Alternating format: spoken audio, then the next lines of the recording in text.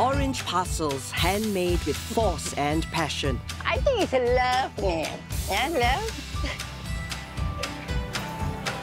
While Gopi, Hemi and Roti John try to make it there in New York, New York.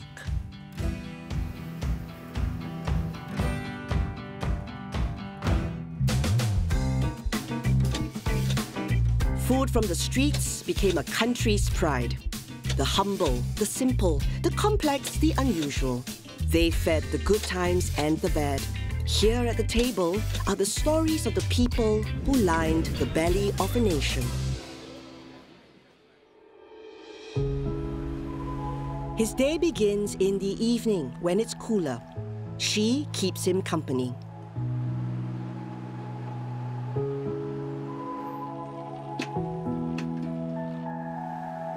They are probably the only ones in Singapore who hand-make the curry puff.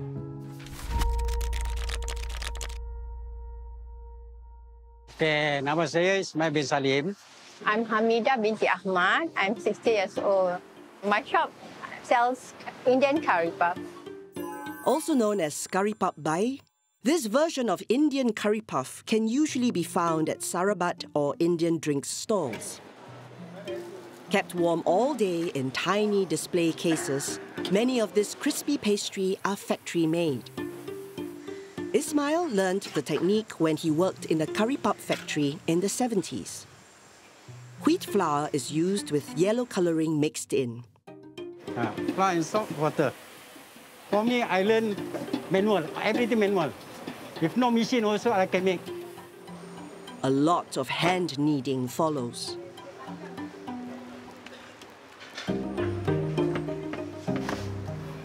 Then rest for dough and man. 10 minutes, we mix like a ball, see? Like a ball. Then we have to keep some more another 10 minutes. 1979, I start until now.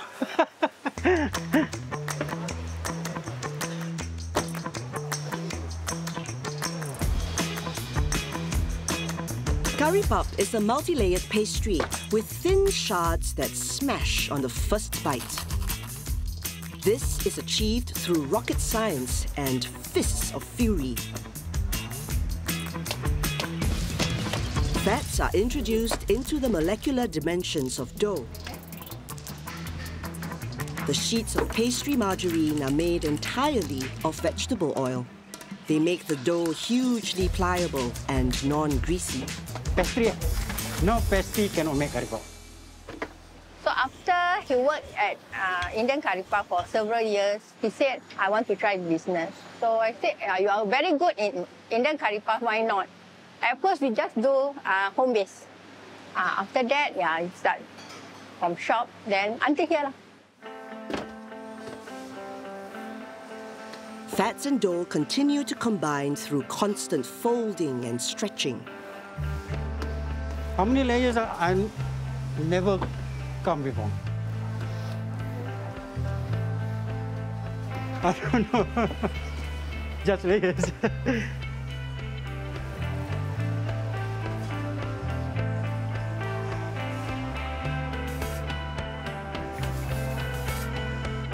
The pastry and the flour, that's why they become a layer.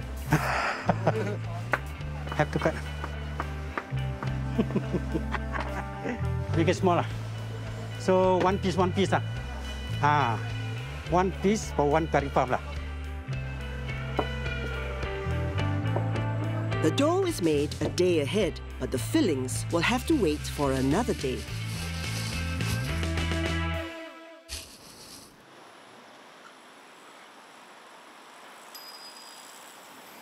Early mornings are focused on a daily order of 80 pieces for the mosque. And they want it with mutton filling. 5:30 I came, so I straight away start. For the first batch, I start to cut the potato, everything, then cook the first straight one.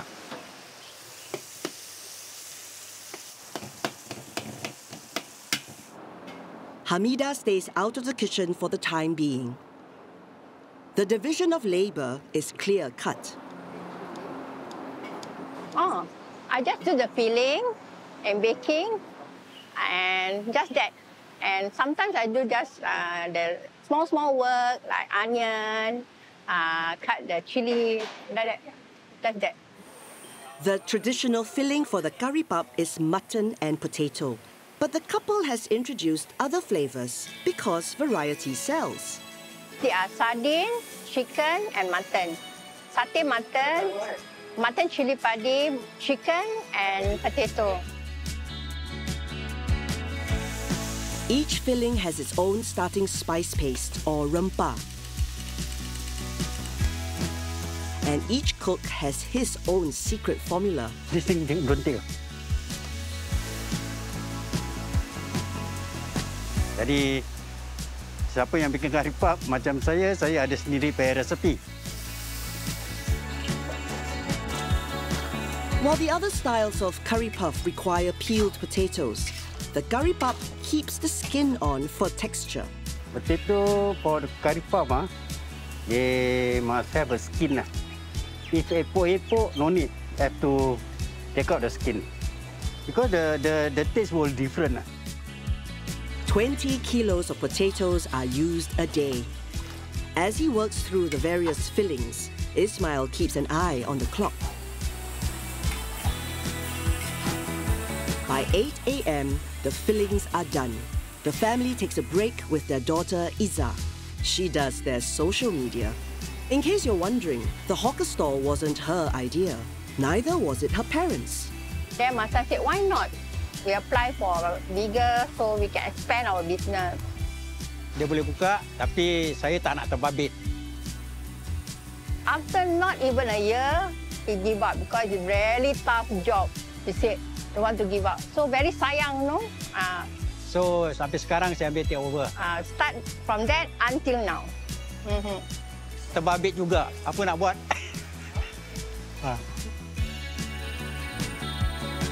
Since that time, they've had extra help from Ani, Hamida's friend. She helms the front end. The ladies get to work.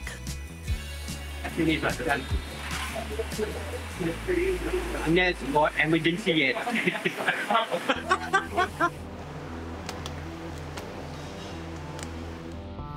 I start with the potato curry puff.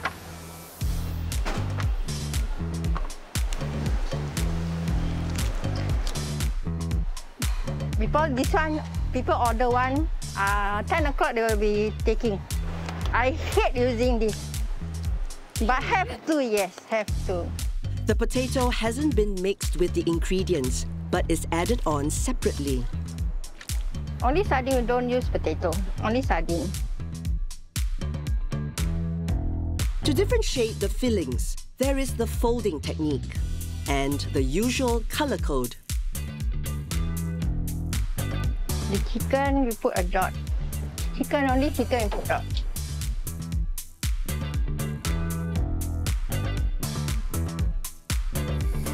Before go into the oven, we have to spray with water to make it more crispy. Unlike other curry puffs in Singapore, the curry puff is baked and not crimped at a temperature of... Temperature is around 250. And for how long? Around 5 minutes. To ensure crispiness on both sides, they are flipped halfway through their 10-minute cook.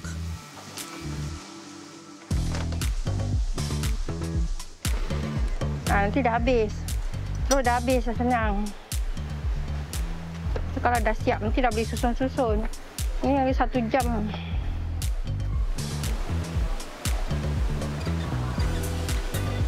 All the hawker centres were single-level structures that let in fresh air, but also torrential downpours.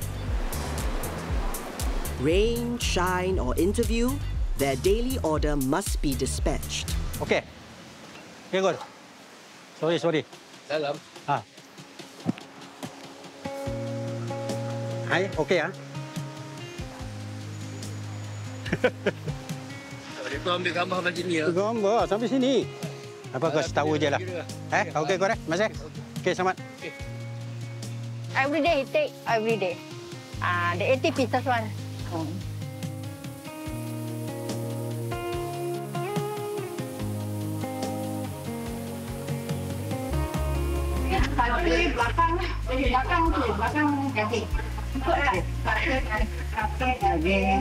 Cili padi, ayam,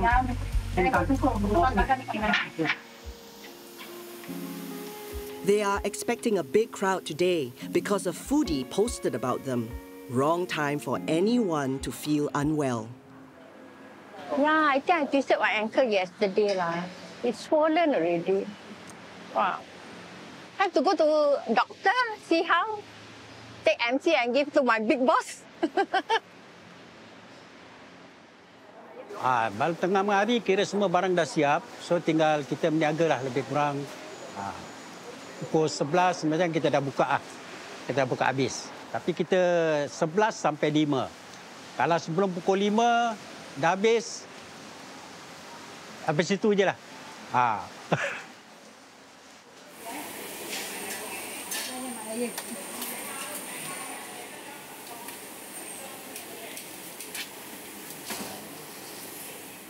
Isha Curry Puff is ISHA. IS is my husband name, Ismail bin Salim. HA tu nama isteri saya, Hamidah Ahmad. Yeah, it's been years we using this name. Jadi kita cantum lah. Memang dari mungkin ni 40 tahun yang dulu. Nama dah campur, cantum. I think it's a love name. Yeah, love. But we've been working hand by hand from start. From maybe last time we were postman, he also a postman. Yeah, both of us always together.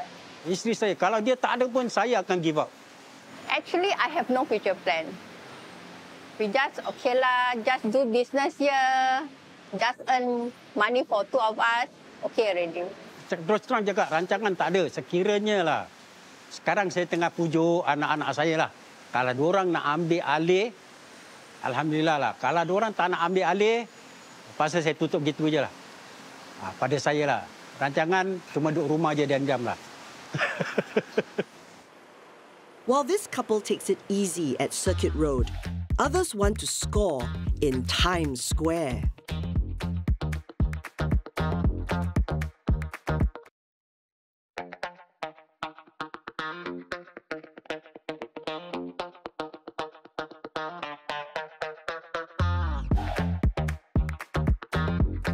They made headlines when they took a bite of the Big Apple.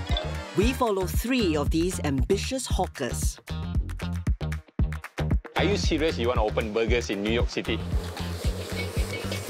Still young ma, why not? Just go, just try it. When you hear an order like a teh peng xiu dai, then you know this guy is like maybe like our 自己人.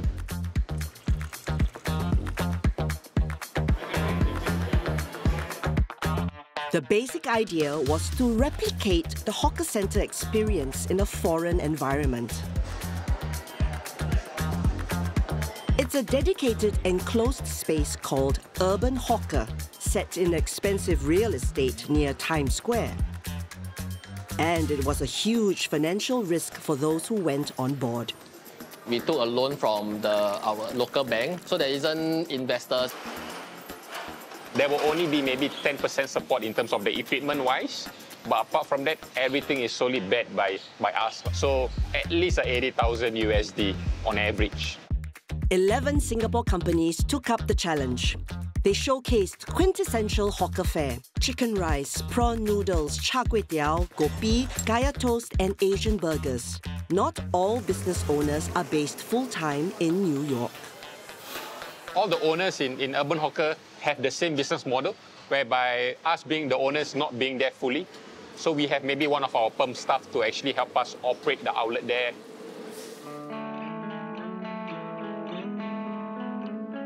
I have my main guy, Timothy, who's our New York City regional manager. So he's the main guy that operates the outlet here.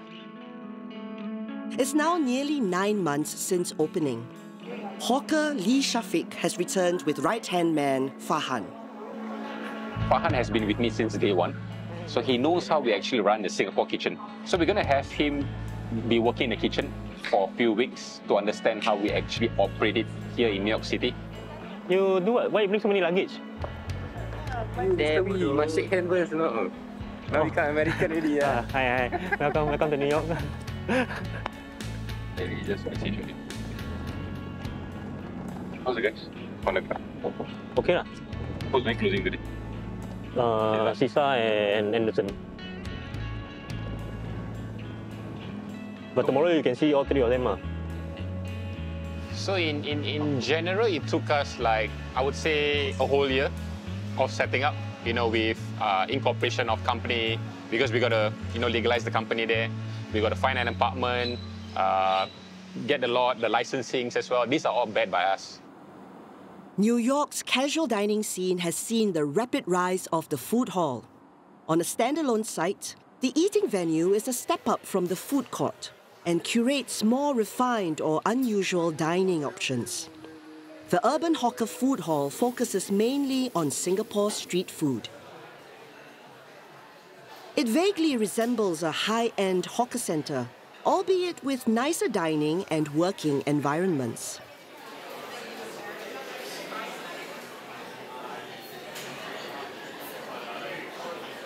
So in New York, right, we actually have a basement which we could actually do our preps. And we have our storage space for our dry storage or any frozen goods. So as you can see right here, right, this is actually the prep station. So we actually split into different preps. So we actually share with other stalls. So this is the halal section. Individual stalls will have actually one cage. So this is the prayer room for our Muslims. In New York itself, right, we can't actually keep any bags, belongings in the stall itself. So we actually have to put it somewhere else. Yeah, they mentioned it's some hygiene purposes and so. But in Singapore, everything's in one stall. Yeah, but in New York, there are regulations. We have to separate it. You have the labor laws, the employee right. It's a lot of, I would say, employee rights. This is our stall. So this is the main guy in charge here. His name is Sisa. And this is the cook. His name is Henry. Yeah, they are the one that has been here since the first day. We've been teaching them how to cook. Shafiq's New York menu has been scaled down and placed with Singapore flavors. Let's say example like the cheeseburger.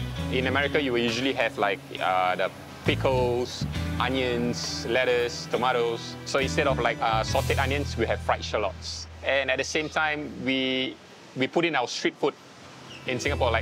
In Singapore, we eat satay. So we convert that satay into a burger form. So that is what actually we serve in New York City. Come, let's do some tastings. Yeah. Okay. So the first we have is the Chipotle pepper sauce. It's for the fried chicken. It's almost sour. Yeah, because of the lime juice. You add more lime juice. So the next one we're going to try is the satay sauce for the grilled chicken. We try to get santan, but it's very hard to get santan over here. So instead, what we are using is UHT coconut milk. I think garam can increase. That's all. A bit. Something new from the outlet is the omelette sandwich, which we know as Roti John. It was first created in 1950s Singapore for the Western palate. And surprisingly, since day one, Roti John has been a top seller. I'll have Cesar to actually cook you some signature classic Roti John.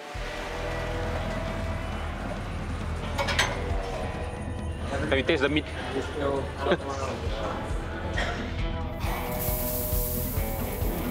The spray of the Maggi seasoning and everything is still there, right?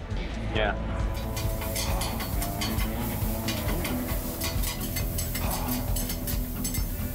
And I kind of like the current version of the bread and the eggs.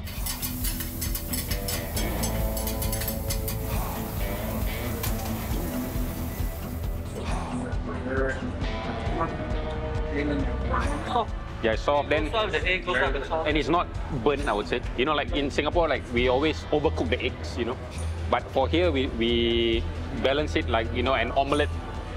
And, yeah. Still feel the runniness. Correct. So this trip that I actually came back here now is to actually revamp the menu. You know, to actually incorporate more options for roti john.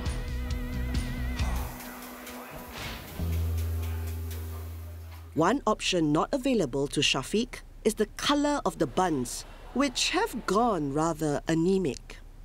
You know, in Singapore, we are famous for charcoal buns. But in New York itself, the reason why we can't do charcoal bun because of some regulations. So since we can't be famous for charcoal bun, why not be famous for sandwiches? So that's the reason why I actually brought Farhan here as well, so that, you know, we could go out and explore different varieties of burgers and sandwiches. Because when you take the set, it's same price. Unless they order normal. So it's all 250, 250. Today, they are checking out a relatively new player.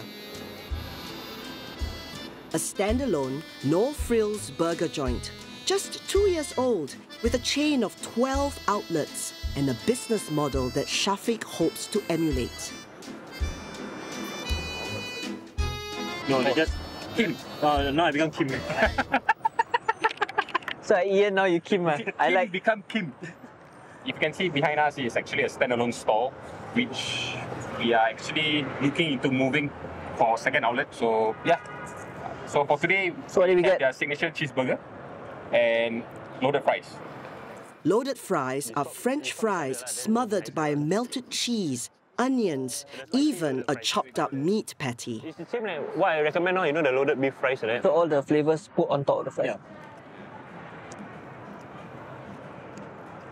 Yeah. I let you have the first bite. You never tried before, right?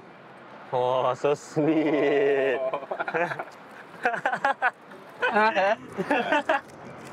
Look at the grease. Yeah. And you see, like this small also, people willing to pay the amount. And ours actually a bit bigger. So I think the price that we're selling actually okay lah. After assessing the competition, the team returns to assess the staff. Manpower is a key issue for every business around the world. The Singapore hawkers in Urban Hawker have to compete for staff on the same turf. This staff called Cesar, to be honest, he's a fantastic guy. One of the funny stories is we actually went to one of the provision shop below our apartment just to offer him a job. Say, are you interested to actually change your trade instead of being a cashier and you want to be a cook? So that's how we actually got started and got contacts. So we had a chat of, you know, with Cesar, whereby because he's been performing very well, taking up that leadership role. He's been here since day one. And he's grew and we saw his potential, so we want to keep him as much as possible. That's how we you know, gave him a career path and growth, I would say, in the company as well. For other hawkers, finding staff meant breaking the glass ceiling.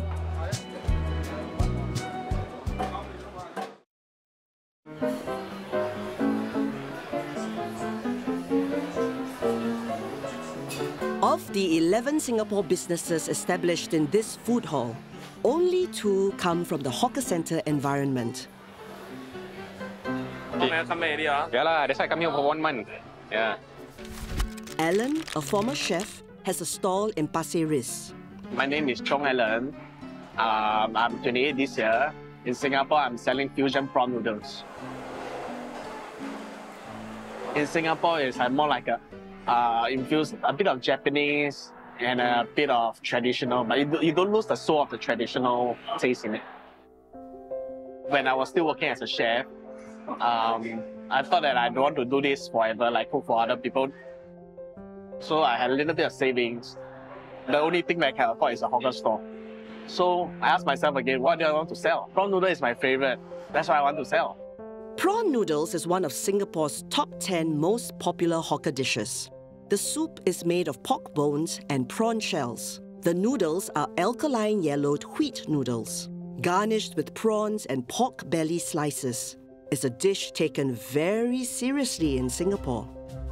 I can't beat all the traditional one because they are too good at it. They have been doing it for like 40, 50 years. So I innovate and created something new out, like a fusion prawn noodle. Alan's Pasir Ris outlet is the only stall he has in Singapore. He began selling fusion prawn noodles about 5 years ago. Chef Andy and manager Dawn keep the business going while Alan is abroad. Some of the ingredients are a challenge to find in New York. These are our prawn base. It's hard to get in the like US, Europe, something like foreign country. Yeah, because it's their marketing is the market is small. 哦，这个是 duck soy，duck soy sauce 给那个 dry version 的。OK， 这个然后这个是那个那个黑米ham。OK， 然后这个dry shallot， 然后这个是那个辣，爆辣，这样子我们会一样样的放进去咯，有满了每一碗，它有一个是顺序啦，我们这样一个一个这样子放了，然后到最后它是。 每个 portion， 然后让那 customer 他们自己在那个 mix 的，就是 enjoy 他们 cooking 这样子。We are going to take the sauce and go it over the pork. Then we're going to toss the pork. This is a nice coating. So we will toss it.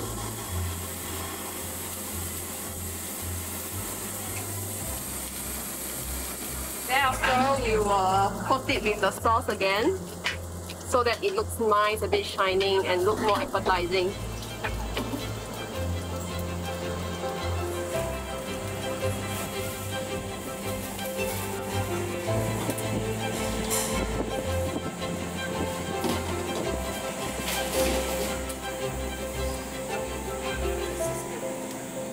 Now we will do longan.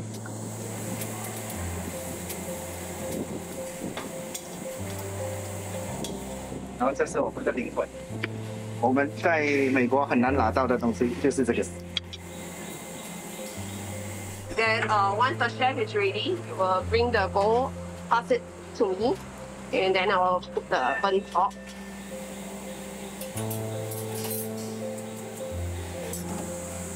然后还会再淋一点这个汤，这样它的虾肉就有味，更好味。 Onsen A, where pork belly, torch pork belly, put on a teriyaki sauce, and then you take the pork belly and dip into the egg yolk and you eat it together. After that, you mix up all the noodle you eat. It all complements everything very well. Alan took his fusion prawn noodle concept to New York. It bombed. My clientele are mostly Singaporeans.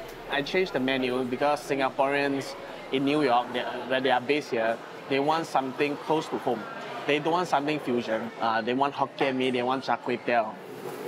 So Alan changed his New York menu. No fusion, but traditional prawn noodles. And because there's nothing you can't do in New York, he also sells fried Hokkien mee, char kway teow, or luak, or oyster omelette. I'm hoping to get the locals as well, like the Americans. They are afraid of trying new stuff because they don't understand the dish. You need to explain to them, you need to teach them, educate them about Singapore food. When they see char kway teow, it's like, oh, what is that? I can't even pronounce that, you know? How am I supposed to eat that? And Hokkien mee, how come the Hokkien mee, the noodles is not al dente? Hokkien mee isn't Hokkien prawn mee. It isn't even Malaysian or KL Hokkien mee. It's not black, it's not soupy, it uses alkaline-dyed yellow wheat noodles mixed with rice vermicelli, also called bee hoon, and then fried, and then braised and steamed, garnished with prawns, pork belly, and squid rings. Served with small limes called calamansi or sengkam, and a hit of a special sambal chili. Try explaining that to a foreigner. Okay, I want this one. This one, Hokkien mee? Okay. Sure. Let me pay. Ah, it's fine. One this and one this, right? I cook for you. Alan doesn't do much cooking at this stall since he isn't full-time New York-based. So he has a team of cooks to run it for him. To find them, he boldly went where few white people would go.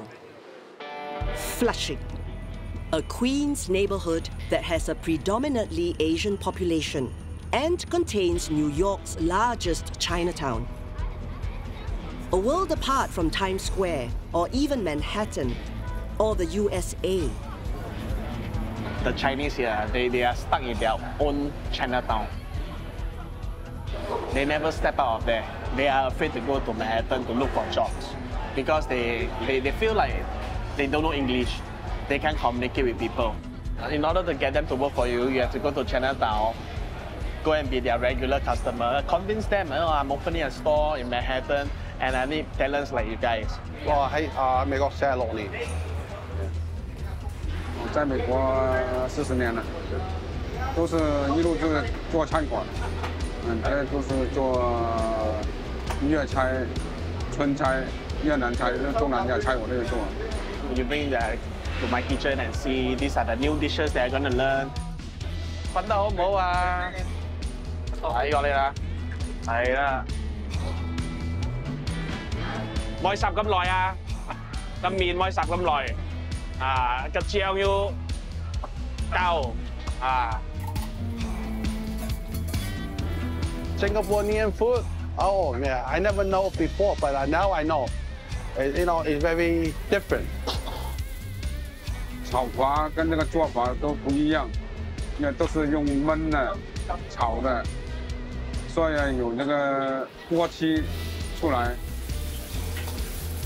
Singapore food is most like a noodle, a Hokkien mee, and chao guo tiao, and oyster omelette.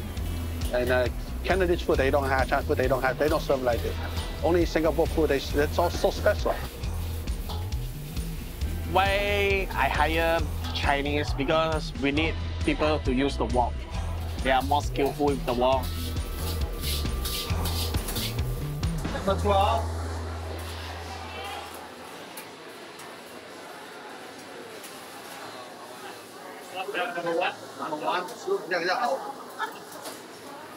The hawker center, so oh my God, I know I watch YouTube so many.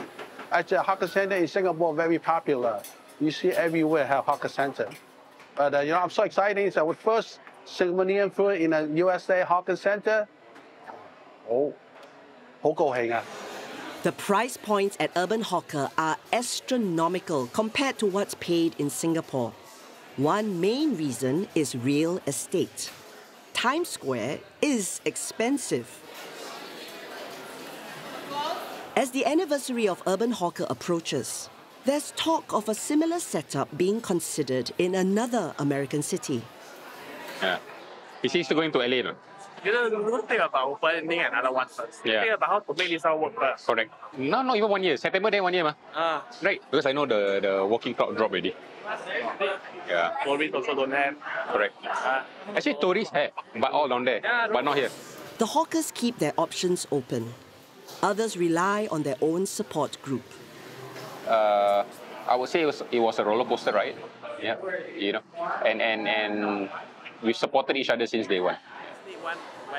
So we actually started more bonding with other people, get to know their culture, learn how they actually run their business. Some of them, they have a few stores in New York as well. So we actually learned from them on how they actually expanded their stores here. Alan has begun a collaboration with 2 other hawkers.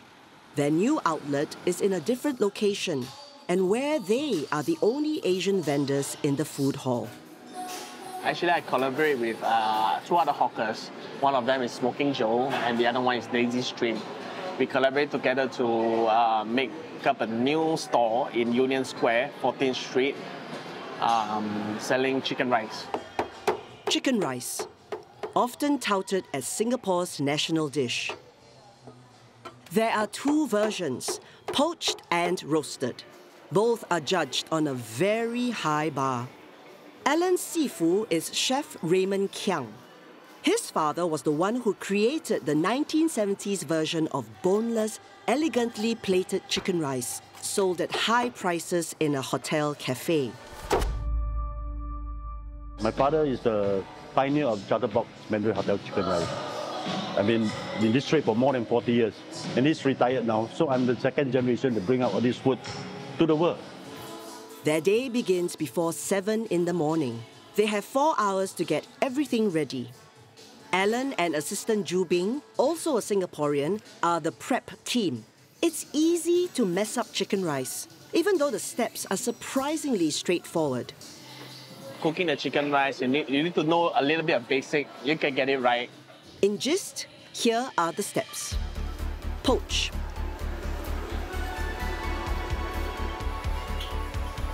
Ice. Hang. For the roasted version, well, there is no roasted version. When you see all the roasted chicken in Singapore, it's actually deep fried chicken. It's not really roasted. Dunk fresh chicken into a marinade that contains more than 11 herbs and spices. So when we put the chicken in, we marinate the chicken with the colouring. So when we roast the chicken, when we deep fry the chicken, they will have the nice colour outside. Hang it out to dry, and when the time is ripe, dunk in hot oil.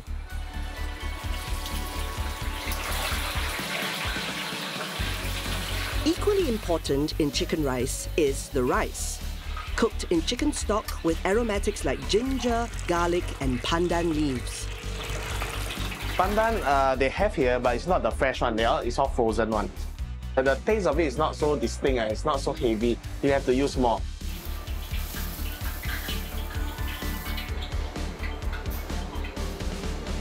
Next comes the tricky part, deboning the cooked chicken. Chopping of chicken. This is not easy because I had to do it in boneless way.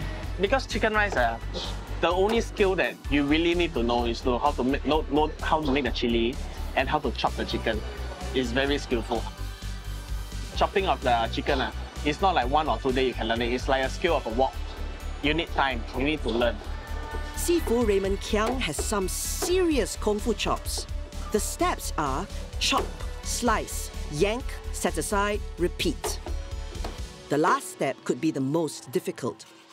Convincing a foreign crowd that they want chicken rice. Here, in this place, a lot of people don't understand what is really Hainanese, Singapore Hainanese chicken rice. So we give them some sample that we have. So every sample that we give is a small portion, a spoonful of rice and a piece of chicken. So instantly they will buy it after trying it. The food hall has a trayless environment, so the chicken rice is bagged, whether it's eat in or take out. The place isn't as fancy as Times Square. In Union Square, it's a little bit cheaper because we need to cater for all the students, the NYU students down there, the office people down there, Con Edison, NYPD, so and so, all the companies. Unfortunately, it's Memorial Day, the start of summer. The potential customers have gone home for the holidays. It's the wrong time to start a fledgling business.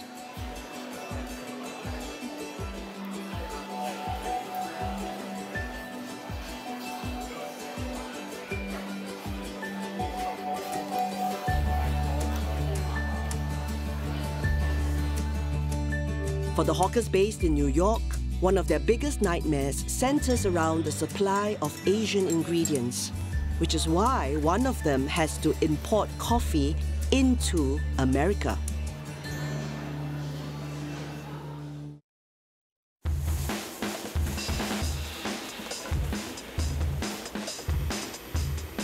This is Kopi in the making.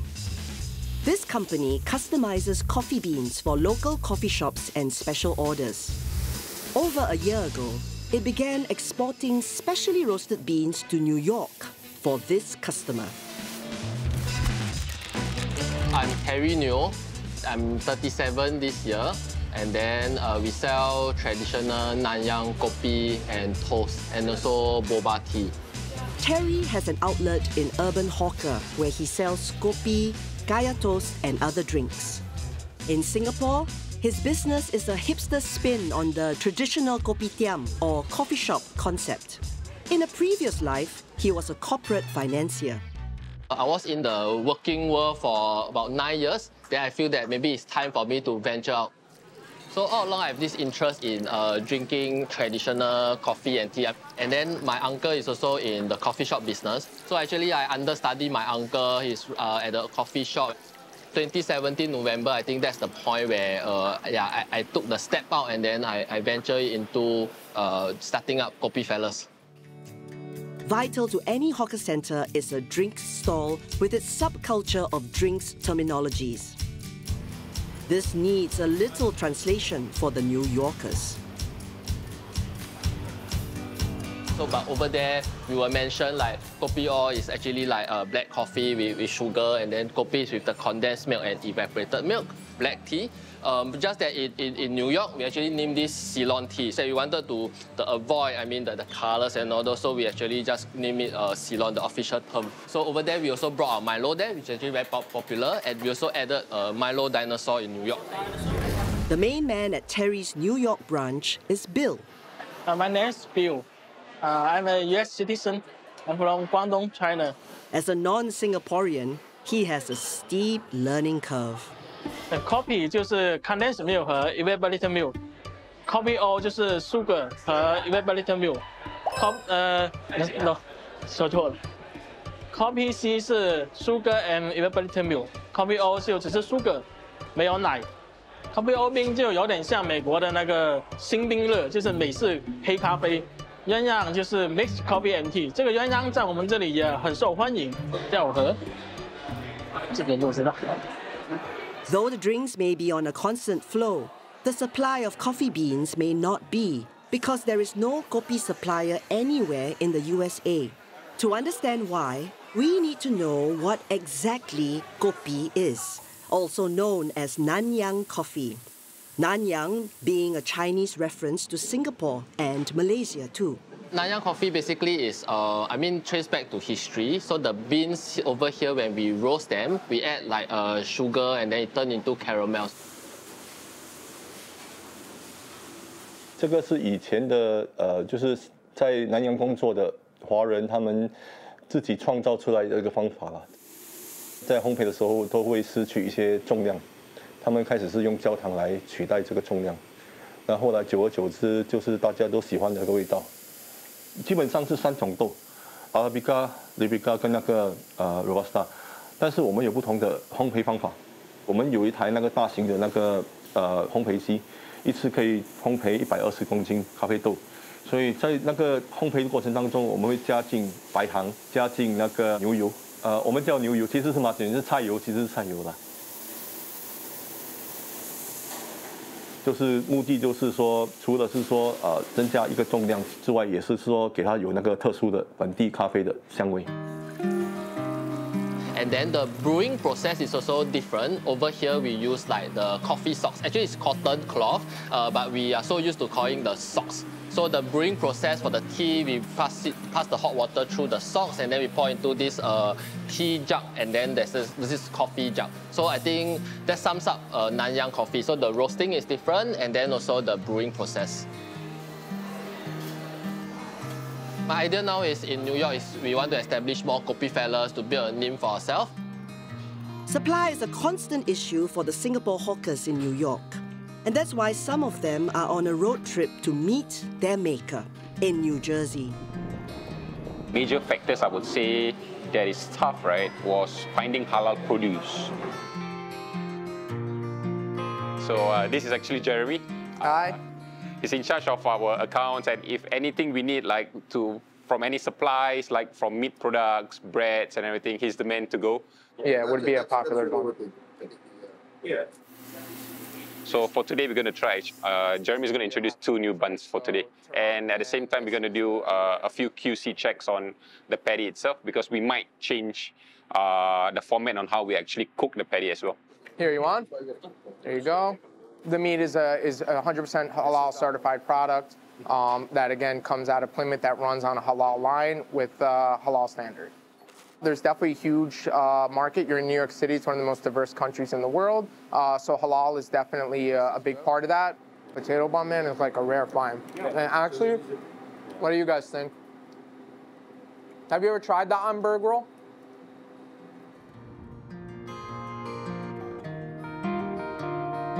Being a young hawkerpreneur, started from one hawker store in Beach Road and now expanding over to New York City, I would say it's a long, hard 6 years. I wouldn't have imagined, you know, when I first started my stall in Beach Road, I'll be here in New York City.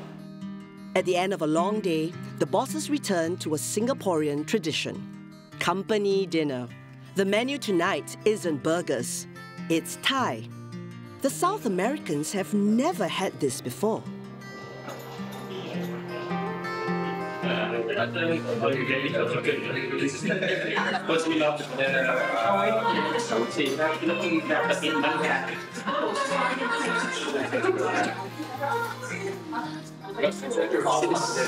the opening till now, didn't even have time to work the job or anything else.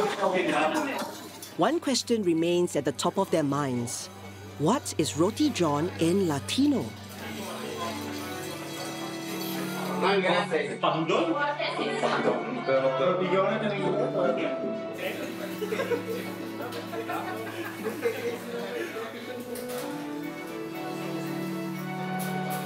With the anniversary of their New York outlets coming up, it's time for some serious reckoning. Will business pick up? Will they set up new outlets? How to manage business overseas? When you are from the belly of a nation.